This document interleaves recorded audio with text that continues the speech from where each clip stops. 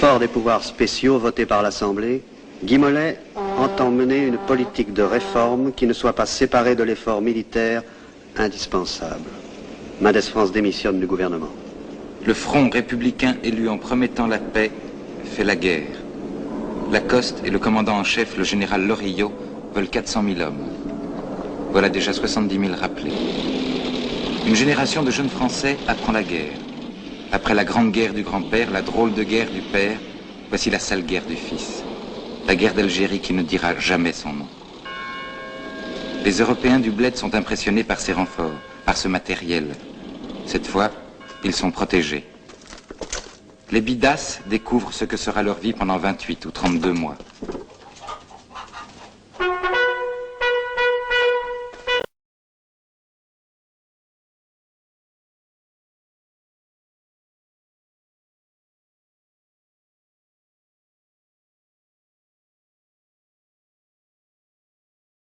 Ici, à Meshtak et Bira, il y a une SAS. Quel est le rôle d'un officier SAS? Le rôle de l'officier SAS est essentiellement de rechercher le contact avec la population. Dans les premiers temps, il était également chargé de pallier à la sous-administration.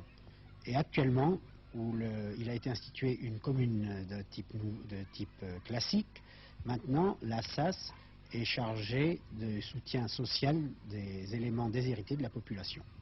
Il fait donc beaucoup de choses, cet officier SAS. Il fait beaucoup de choses. Il anime l'assistance médicale gratuite, il anime les services techniques, en particulier l'enseignement, qui dispose ici d'un groupe scolaire important, et également il actionne la Société agricole de prévoyance, il facilite le travail de la défense et restauration des sols.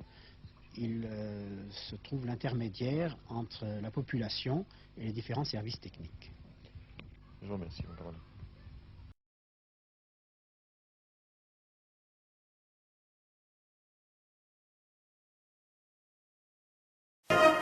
Les traîtres aux yeux des nationalistes, les voici.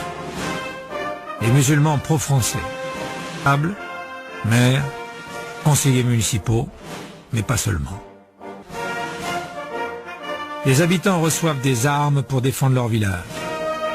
D'autodéfense qui s'ajoute aux harkis, ces soldats recrutés pour la durée d'1 mois renouvelable et qui prêtent serment devant les officiers.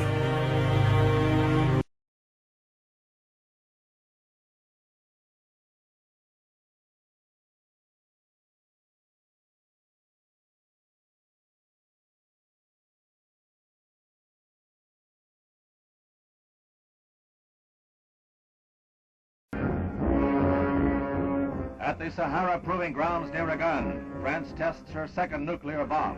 A marked improvement over the first, which was assembled on the site of the test firing in February. This more advanced model is of a size small enough to be carried in an airplane. Its explosive power is 1/3 that of France's first, a major stride toward realizing a compact operational nuclear weapon.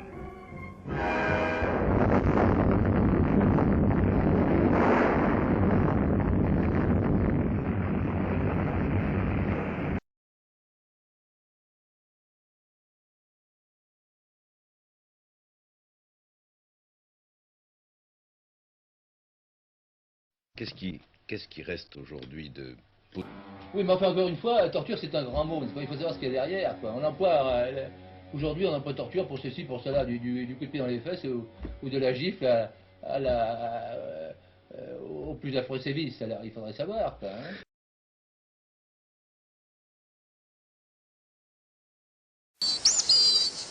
Autant je réagis aux exactions, autant je ne saisis pas la gravité d'une mesure qui concerne une famille algérienne sur 4. Dès 1955, l'armée regroupe la population dans des camps, officiellement pour la protéger, en fait, pour priver l'ennemi de tout soutien. Ces regroupements, conçus par les autorités militaires, ne s'appuient sur aucun texte législatif. Plus de 2 millions de civils connaîtront ce sort.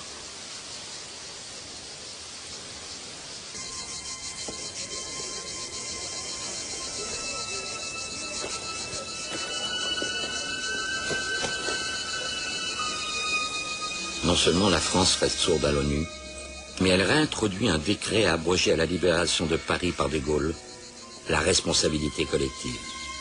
Ainsi, chaque habitant d'un village est tenu responsable d'actes d'un des siens.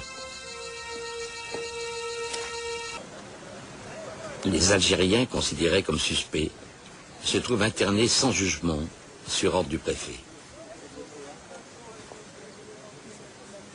Un civil, Pierre Leclerc, qui partage la responsabilité du camp de Joffre, dénonce les mauvais traitements infligés aux prisonniers. Il termine son rapport en évoquant sa honte d'être français. Très vite, il est victime de menaces devant son fils.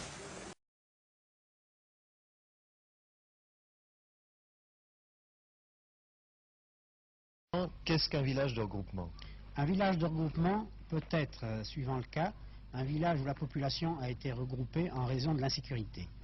Ici, c'est plus exactement un village où la population s'est retrouvée rassemblée parce que sur le plan administratif, il a été créé un nouveau village. En dur cette fois-ci?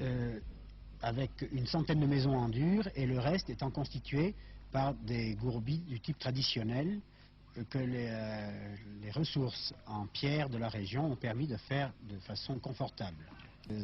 Ici, dans l'arrondissement, une quinzaine sont des villages provisoires, mais le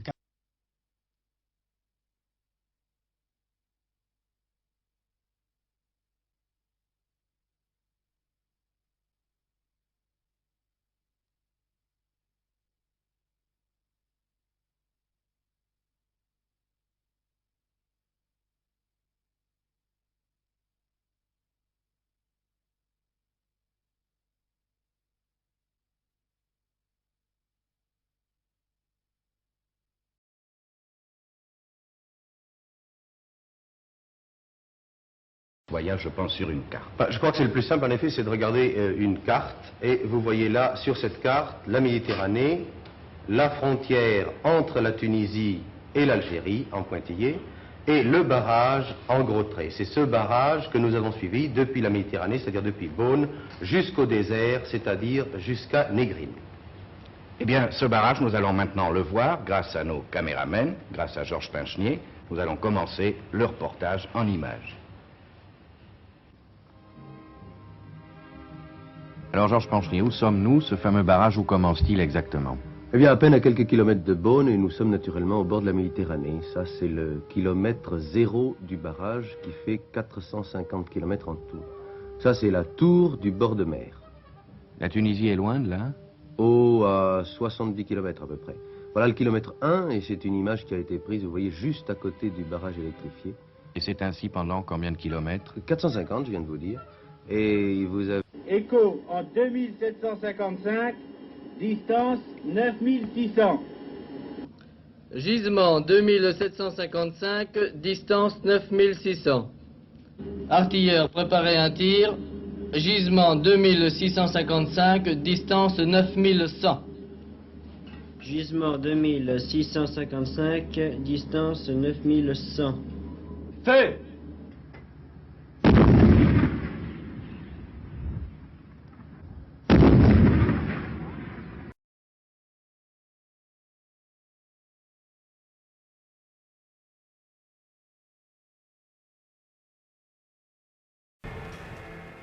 من عملية التاج في الولاية الخامسة منطقة وهران وحتى الحدود المغربية وجزء من الولاية الرابعة منطقة القبائل الصغرى وجبال الشريعة إلى التيارات،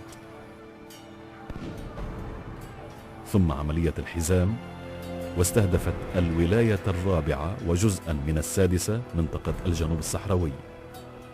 تلتها عملية المنظار مستهدفة الولاية الثالثة بلاد القبائل الكبرى وجزءا من الرابعة وجزءا من الثانية شمال قسنطينة والأولى جبال الأوراس ومنطقة الوادي. وشهد شهر أيلول سبتمبر من العام نفسه عملية الأحجار الكريمة ضد الولاية الثانية والقاعدة الشرقية وجزء من الولاية الأولى، ثم عملية الشرارة والتي غطت أجزاء من الولايات السادسة والرابعة والثالثة والأولى. تلتها في تشرين الأول أكتوبر عملية الضباب ضد الولاية الثالثة وجزء من الرابعة والثانية والأولى.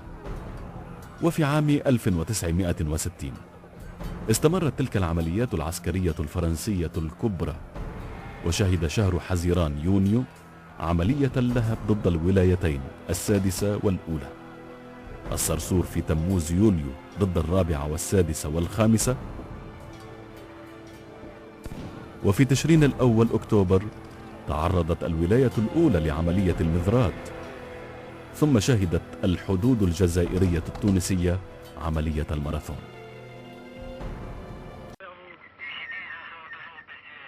Ces antennes sont celles du PC Artois, capitale de l'opération Jumelle.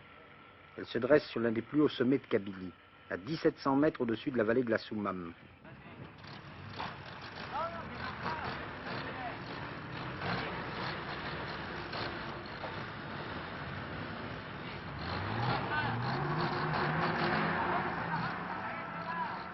Rien ne manque, ni les avions, ni les hélicoptères, ni les camions, ni les blindés.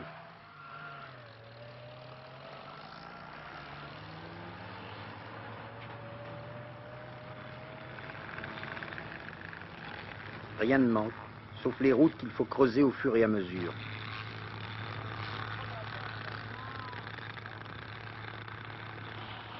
Les camions ne manquent pas pour transporter les hommes, et ce sont les hommes qui souvent doivent les pousser. Finalement, c'est sur les hommes